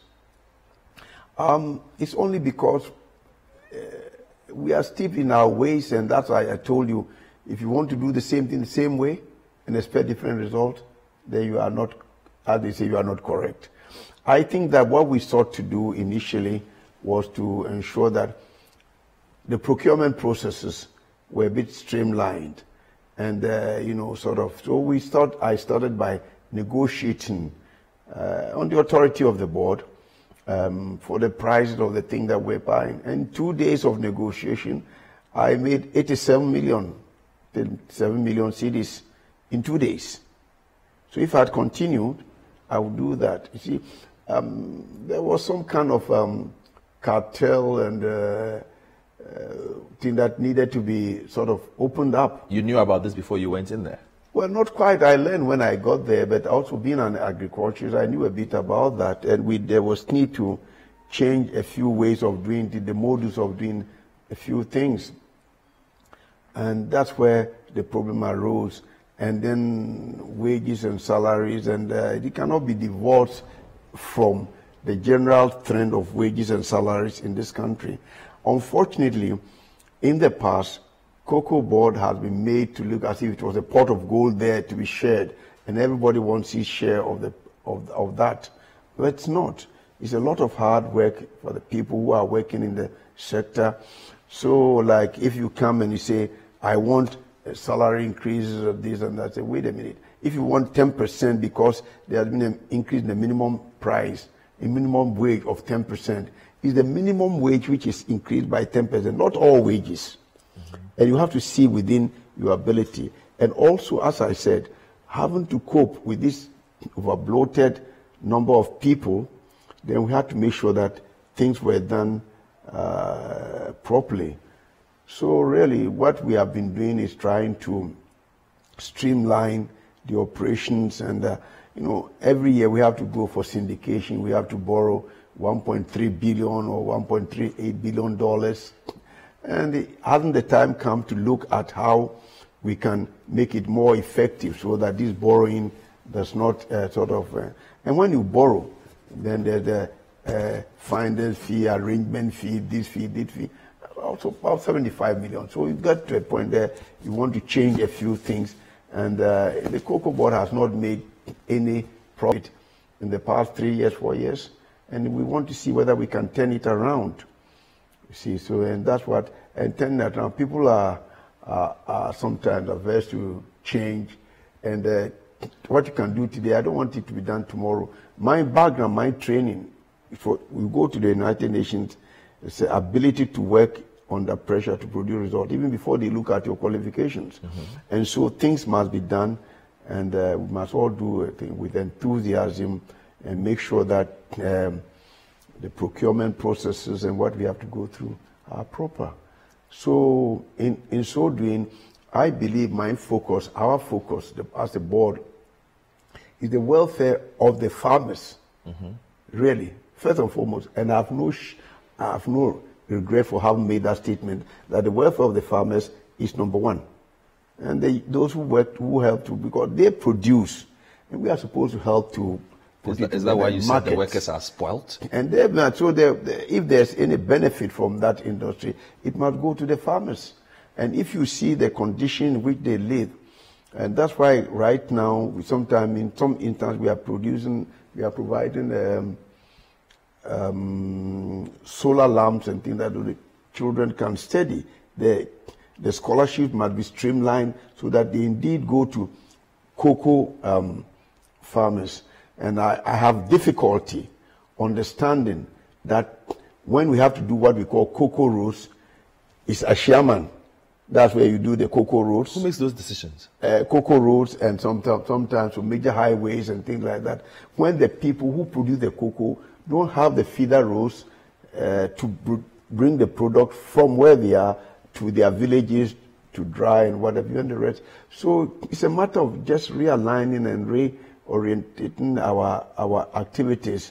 And that's why sometimes, as I say, people resist change. So they come and say, giving problem. But if we can now begin even to think, not only outside the box really, and make sure that we are able to provide, say, medical facilities, clinic facilities, and also help even in upgrading their housing and the insurance, and now pension. All these are in the works, you know, the pension for cocoa farmers, insurances, whatever, and the rest. Then this government is doing precisely that. But all these require resources. And when you are in a situation where you are in a deficit and you are going more into deficit, then you have to wake up and see what can we do to do this. That's why we are also collaborating with Côte d'Ivoire. And the cocoa industry, for example, a lot of it are the trees are moribund. Some of them are too old, or swollen shoe disease, so we have to cut them down, replant. Now, when you cut the cocoa down and you want to replant, the farmer who that was his source of livelihood needs to be given something to subsist for the 3-4 years that it takes for the new one to come into bearing. So it's all, yes, our innovative, and don't forget that it was our government, President Kufuor's government, which introduced the so-called high-tech, where you do mass spraying and make sure that we increase the cocoa. That's why we're almost close to 1 million. It's falling back, but we have to pick it up again and let it go forward. So it's not as if that we are doing anything extraordinary, but streamlining things and making sure that expenses are sort of curtailed, and that the farmers' welfare become the priority and the prime concern of the board, rather than the luxuries of anything for the people who work with them, who must assist them. It's interesting you've brought up the issue of luxury and the scholarship, and I want to address those ones. First point, the scholarships, and it's a matter that concerns a lot of people. Can you guarantee that you will ensure that cocoa kids get these scholarships? Because there are those who say that, look, these scholarships are being given to the privileged. That has been a long time since an actual cocoa farmer's kid actually benefited from these scholarships. You know, there's a song in Trinidad, a calypso, that I worked there. They call it Nature's Plan. If I were to tell you, it would take a long time, but in short, they say that those who are privileged are the ones that normally take the benefits. And those who are weak are exploited by those who are strong, and whatever they call nature's plan. But that's not nature's plan. What is required is to ensure that indeed the scholarships do go to cocoa farmers. Now we have the governor, a distinguished man, as chairman of the scholarship board. And so what the board has said, that they must make sure, as you say, that indeed the scholarships go to cocoa farmers, but not somebody who has never even seen a cocoa tree. And I think that's why I say that the priority should go to the farmers. They should be our concern. They should be my concern. And that's what we're talking about, really, Godfred. That one, we cannot compromise on it. And on the issue of the cocoa roads, you again said sometimes you find a cocoa road being put in the middle of a town where there's no cocoa growing and whatnot. Who makes those decisions? How come it became the norm? Well, basically, that's not even our core business anyway. Providing roads is not our core business. But the previous administration, the previous government decided to assist. And instead of putting these roads in a place where they use them for urban roads and for highways. So that you see that of the amount, 5.3 billion, which they spent, the feeder roads where cocoa really was only about 20%. The rest were all spent, as I said, Sherman and some highways going from here to. That's not our core business. And so that's what it was. And we're saddled with this 5.3 billion cedis worth of contracts already given and signed. You see, and we've been trying to sometime clean the contracts. Some of them were overpriced. Was one instance where Ministry of Roads and Highways had packaged a project for 27 million cedis. When it came to cocoa roads, all of a sudden it ballooned to over 100 million cedis. 27 to about 120 million. And so we have to look at it, so we have people looking at it and making sure that some saving, pruning of the extra fat that was put there. And how it happened, nobody knows, but it shouldn't have happened. So the cocoa roads have become a little problem hanging around our neck, but we have said that there's time that we give all those back to Ministry of Roads and Highways and concentrated on the feeder roads in the cocoa producing areas and how to bring these products to market areas where they sell them or where they sort of dry them. And so we are looking at that quite effectively. And we've made quite some considerable savings. And sometimes there were roads which did not exist. There were roads which did not exist. We just said, we want to see the road. And what has been done, it wasn't there. And sometimes there were no contracts given at all, but by word of mouth, go and do this road, then the contractors start doing the road. So are you finding ways of retrieving these monies? Well, we have difficulties. I mean, for example, they bought a lot of vehicles. We can't find the vehicles. Out of 150 vehicles that they were supposed to have bought, so far we have only been able to retrieve about 9 or so. And so there was quite a bit of rot.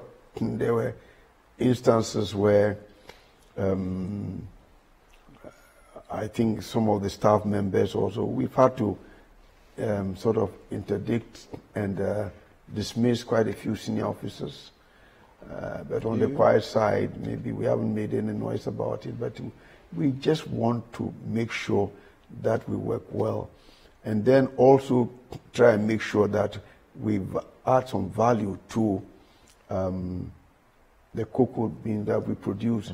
The difficulty is that because of automation, if you set up a factory, it cannot employ a whole lot of people, because most of these things are done by machine because of the hygiene, nature, and things like that. And so as of now, we don't even process 50%. But processing, we have found does not add that much to the bean. It gives you a good feeling, bon vivant. It gives you a good feeling that, well, I am processing 50%. But in terms of what it gives to the economy, by way of employment and even paying of taxes, it's more, because when they all come, they go to the free zone area. So for the first 10 years, there's nothing really paid, because these are incentives to bring them. But nonetheless, we'll continue, and we are in dialogue with them, and we see how best we can make it a bit more a bit more productive, in that the younger people can access some employment from them. But they are doing a good job, a great job. We need to.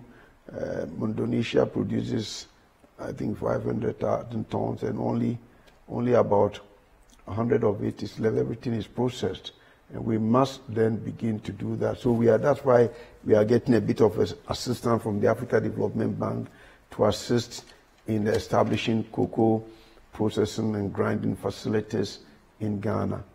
And we're getting about $200 million, and then we should be able to do that. And when the president was in China, there was also, I think, one memorandum of understanding signed, the Chinese Citi, because we can, once India and China become heavy cocoa consumers, you increase their demand tremendously. Now, Mr. Odezma, I need to ask you this.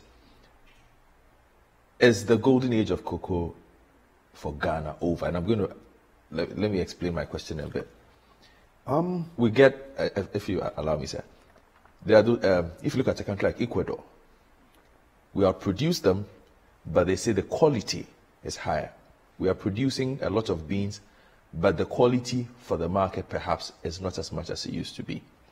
Our farmers are smuggling cocoa to Cote d'Ivoire to sell from there because they want money. We are cutting down trees from my numbers, about 680,000 hectares of cocoa trees need to be cleared. You said 40% of the existing trees are moribund, so production is low. You put all this together, and it's not a very happy picture. Well, life is full of difficulties, and you have a problem, you confront it, and you try and resolve it.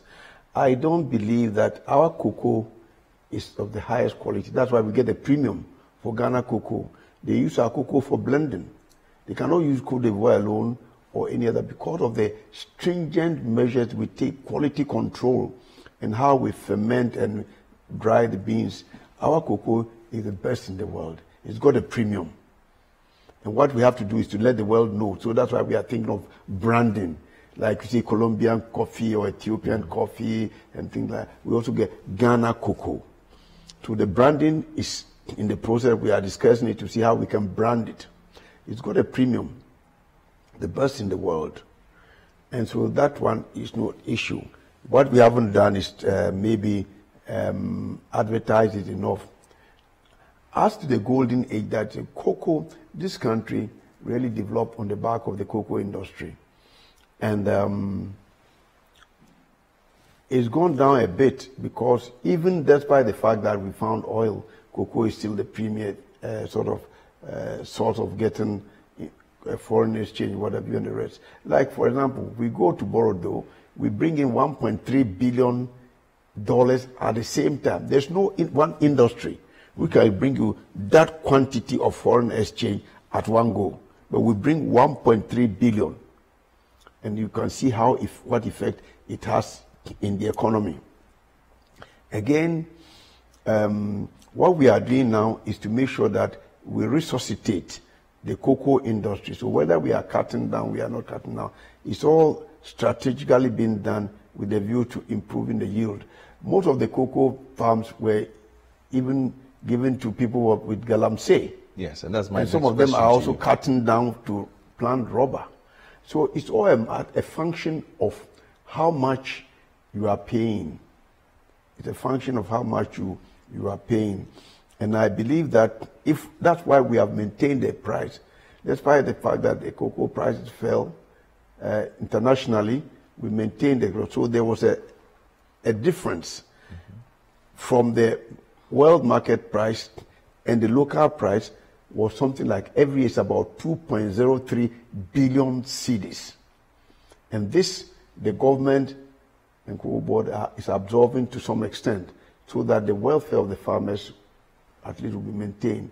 And now when we are able to improve productivity and it goes up, then if this consumption program, getting people know the health benefits so they consume more. Right now, for example, thankfully, I think the school feeding program are going to add even cocoa to the food of the children. We must also begin to drink cocoa or use products made of cocoa, and then we should be able to move on. I don't believe that the smuggling is a function of prices. Yes. Right now, our price is much higher than Cote d'Ivoire. Our modus operandi, modus for handling the cocoa is very different from Cote d'Ivoire. There's a free market, laissez-faire sort of thing. They think ours is better, and the price goes down, so they went down too. And so the cocoa, the so-called tourist cocoa, was being this way from people who are smuggling cocoa from Cote d'Ivoire to here. But we could find that because the quality is not the same as ours. So we could find that. And when they are at par, then the same. But when ours now goes lower, at one point when ours was lower, then that's when people were smuggling cocoa to the CFA zone to Cote d'Ivoire. So it's not completely true to say that the people are always smuggling cocoa from Ghana to Cote d'Ivoire. Right now, it's being smuggled from Cote d'Ivoire to Ghana. But we've stopped it because it then tends to adulterate our cocoa, which, as I say, is a premium cocoa. And so we have now got the security services and all helping us to make sure that we don't have this influx of cocoa. The season starts on the 1st of October, and the prices will be announced. And let's see what the Ivorians will do and what we do. But so far, our president, this president, has said, don't touch the producer price. So we should expect the price to perhaps remain the same? Well, to a very large extent, I think so, because we are not, the president is quite clear in his vision. The people have helped us grow cocoa in the past, grow this country, economy. If things are hard, then we have to find a way of also helping them, but not reduce the thing. Because when the price was set at 7,600 cedis per ton, the world market price of cocoa was way in excess of $3,000. Now it fell to 1,800. So we see the degree of fall, but we still maintain it. So for the 2 seasons that President Akufo-Addo has been in charge, we've maintained the price, and I don't see him changing his stand. He told us clearly, we have our marching orders, You don't play around with the prices and the welfare of the cocoa farmers. And that is, for me, my background training is an order that must be obeyed. And so, therefore, we have to find means and ways of making sure that the farmers are not shortchanged in a way. All right, then. When we return on Face to Face, we'll enter the final leg of our conversation, and we'll still stay with cocoa and how massive debts seem to be chasing Cocoa Board.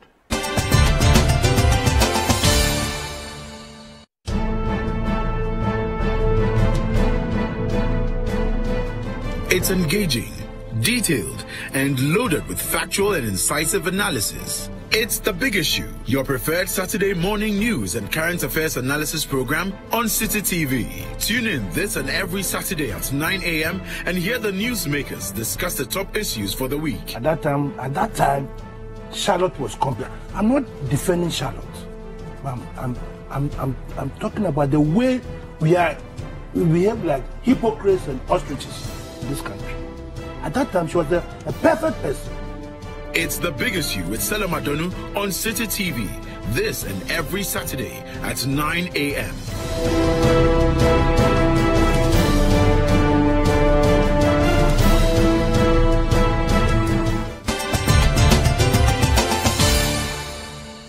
Welcome back to Face, and we're speaking to the board chair of Cocoa Board, Mr. Hackman Osu-Agyeman. Now, sir, let me ask you one final question on cocoa, and then we will jump into other issues. We know the Chinese are helping you set up a processing plant. Is that true? Well, they say they would, but an MOU has been signed, but they haven't started yet. And we're just waiting. Okay. Well, they are doing it with the grant, and then they would then, I suppose, operate it this year, because that then will find its way to the Chinese market in one of the efforts to increase cocoa consumption. Yeah. And the second one is debt. You spoke about borrowing 200 million here. You are borrowing X amount of money here. Does that not weigh you down? Well, when we took over, the debt overhang of Cocoa Board was 19 billion cedis. When President Kufuor did it. Now we've reduced it to 11 billion. We are still reducing it, doing things a bit differently and saving funds here and there. So the debts are there, they will be there. It's a sad story that for the past 21 years, they've been borrowing money all the time to pay for the farmers. And the time would come, and from overseas, the time will come when we should then be able to do the syndication locally. But the banks are not that strong, so we're not able to do it. We should then be able to do that syndication and then make sure that we cut off the debt. And trying to do that, we have to do a few things differently. The spraying, mass spraying, sometimes was neglected in the past. But if you spray this farm and say only for NDC people or NPP people, you don't spray here, of course the insects keep going back and forth. So if you spray, then it has to be the whole spraying, like they do in, say, in Sudan, in the Gezira scheme, where they produce cotton, millions of hectares of cotton, and the spraying done by aircraft and whatever in the water. And this is what we are moving to. So we are now doing pollination. We are doing a bit of irrigation. We are cutting down the old trees. We are also doing mass spraying, and all this should help increase productivity. And if production goes up, the lot of the cocoa farmer gets better, and then hopefully we make some money to continue to offset the debts that we have.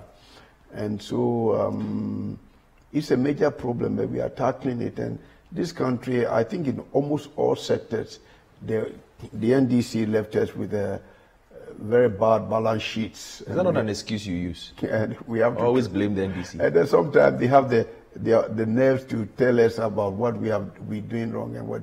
I mean, one of them said that, oh, they're shortchanging the farmers and whatever you and the rest.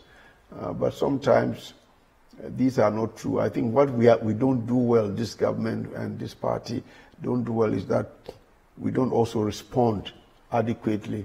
Maybe they can shout louder than we do, but action speaks louder than words. If in 2 years, 18 months, we've reduced the debt from 19 billion to 11 billion, we're going on.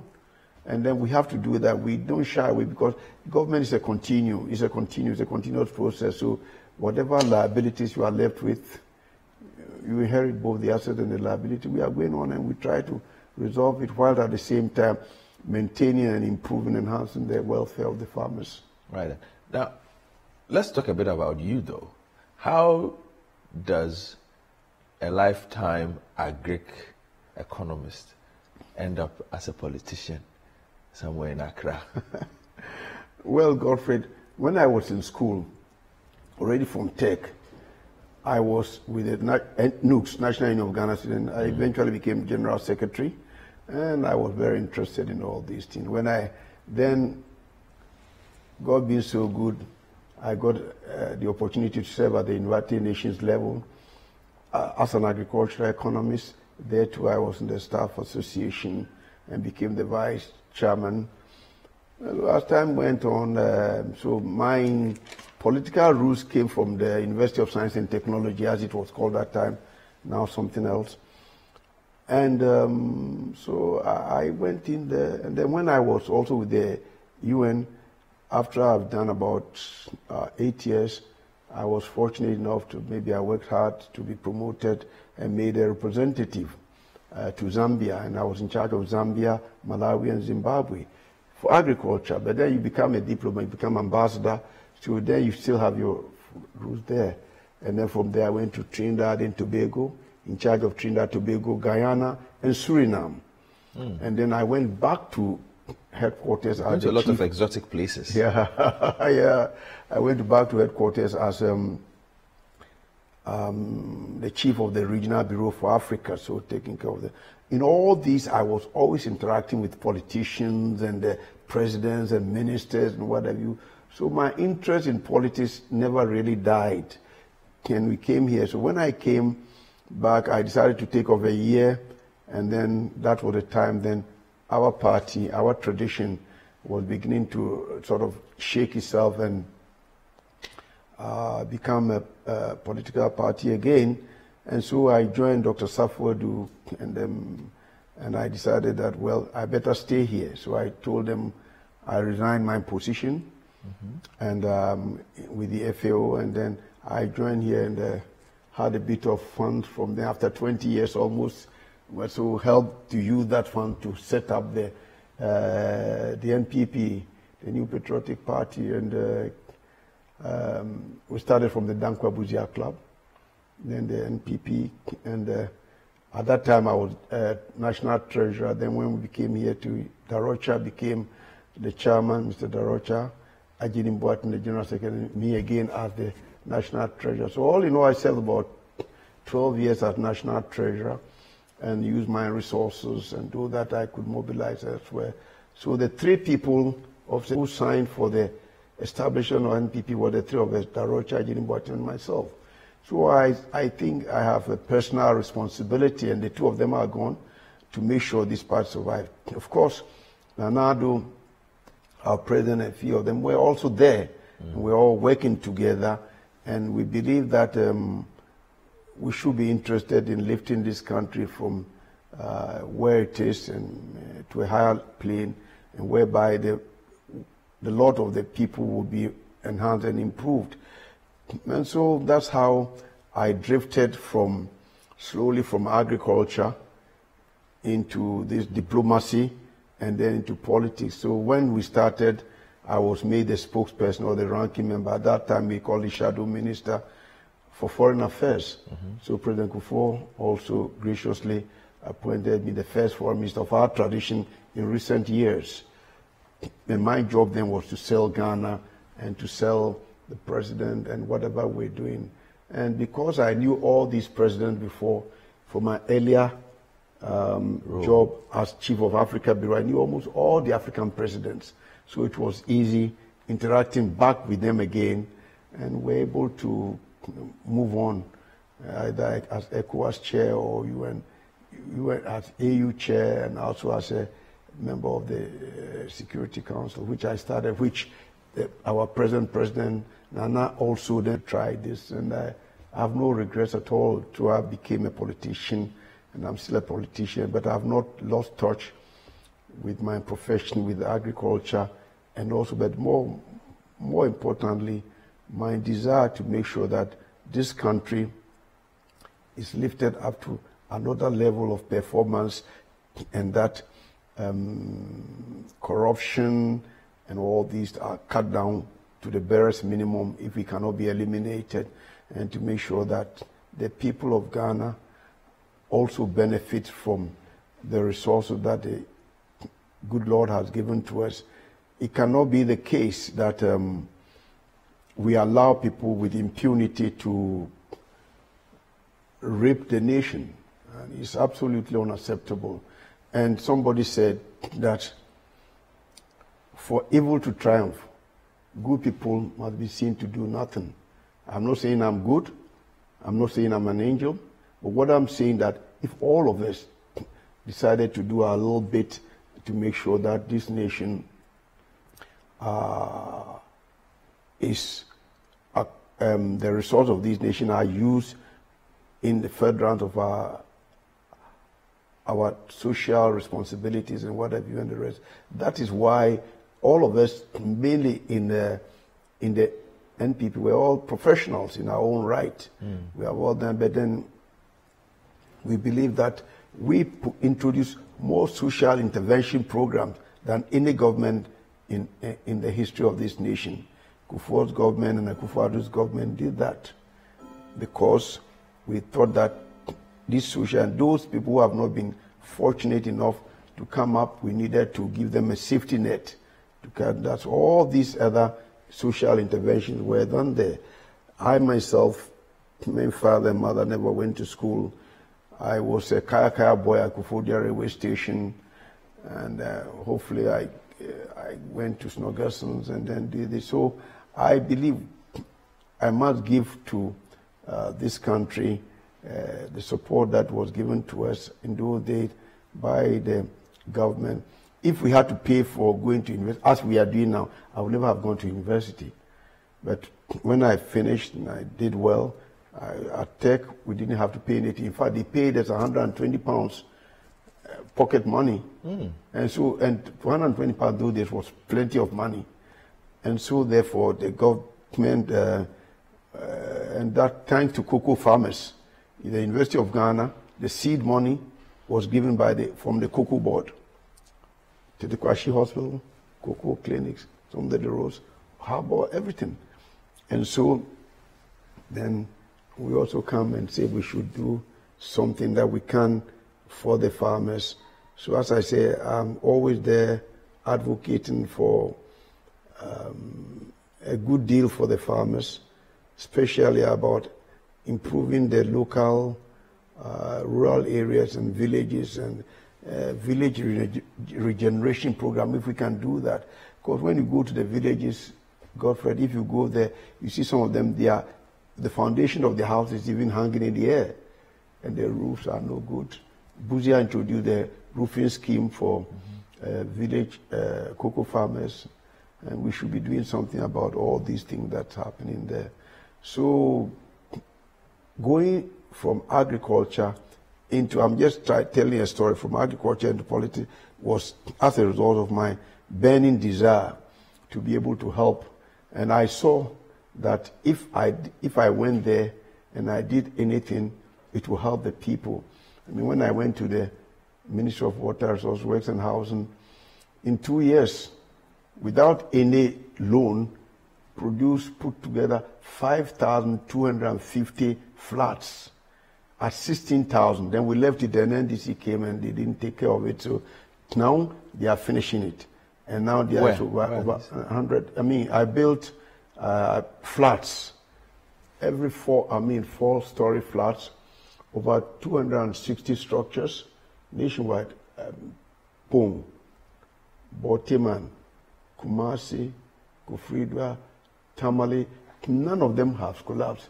And all I used were young people who were calling themselves contractors, but to make sure that the integrity of the projects and the building were not compromised, I got a good consultant who made sure that they did the right thing, used proper stones, proper aggregates, and not a single one has collapsed. People build two-story houses and they collapse, but 5,250 flats, not a single one has collapsed. And so that's what I thought that could be my contribution. Let me tease the politician in you before we wrap up. Last week, former President John Dramani Mahama stated his intent to contest the flag bearership for his party after your party beat him at the last election. What did you make of that decision, that he wants to come and contest again? Formidable foe. Drawing me into this controversy. Yes, really, but it is right to contest whenever he wants to contest. But as to the people of Ghana, whether the people of Ghana will vote for him is another story. First of all, he has the struggle of his own party to overcome, to be the flag bearer and come and face it. But I believe that personally, facing him facing Nana Akufo-Addo, it's not an issue. Because if we continue the way we are continuing, thanks to the God Almighty, there will be no way that anybody who leads NDC can beat us. What we have to do, we have to stay focused on what we want to do and make sure we are not distracted. And that's what they are doing when we're going to take this loan. They went to IMF to see whether it, it adds to our debt stock and this and that. We'd say the century bond, this is. But you see, if you are not bold, you cannot achieve anything. After the war, the Marshall Plan helped Europe. We don't have a Marshall Plan, but we can create one ourselves. And that's what Nadu is trying to do. We have to be bold and not be sidetracked by these things. But as far as I'm concerned, the time that NDC was in power under Mr. Mahama, who is my very good friend, it's nothing to write home about. They make a lot of noise, but when you go down, deep down, and to see that nothing really much was achieved about the infrastructure and this and that, it wasn't done. And when things were done, they were done about tens of thousands of at their cost. I was shocked when I was told by the president of Cote d'Ivoire that he has built a bridge. If you've been to Abidjan before, you see there's first bridge named after de Gaulle, President de Gaulle. The next one is after President Houphouët-Boigny.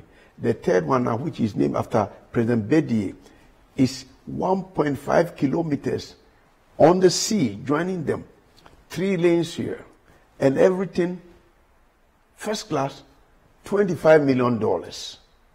And then we do this Tetekwashi, or not Tetekwashi, Kwame Nkrumah Circle Interchange is over $100 million. And you go to Kaswa, it's over $100 million. I mean, that I can't live with it. And you buy, we bought a hangar for $5 million. And now they go to negotiate the hangar from Brazil, $17 million. You know, that sort of thing. So if our memories are not short as Ghanaians, then I don't see how Mahama or any of the people who are competing with him would come and dethrone us. We will do the right thing.